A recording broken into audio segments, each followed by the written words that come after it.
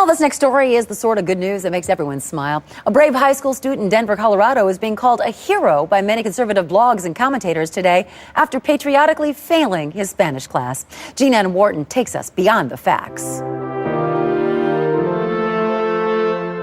As soon as Kyle Johnson heard about his school's policy of requiring students to take a foreign language to graduate, he knew it was un-American. I just basically thought Spanish sucked. What's the point? I'm American. I speak American. Rather than go along with the policy, Kyle began boycotting his Spanish homework and leaving his tests blank. Kyle also lost one of his Spanish textbooks and bravely spilled a Mountain Dew all over another. Do you see yourself following in the footsteps of great Americans like Thomas Paine or Paul Revere? Yeah, totally. I've never heard of those guys, but I'm not going to do any Spanish shit, and no one's going to make me. But like many other patriots throughout history, Kyle's views did not always make him popular.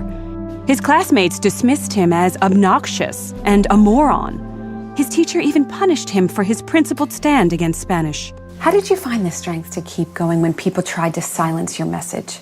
I don't really care what they think. They're a bunch of faggots, so they can all blow me.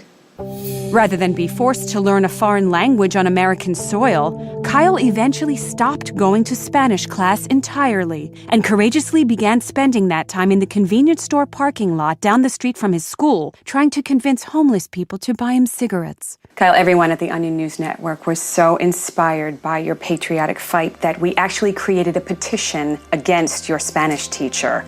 Over 80,000 viewers signed it. Due to that extreme pressure, your school was forced to fire Senorita Miller today. Really? That's awesome. She sucks.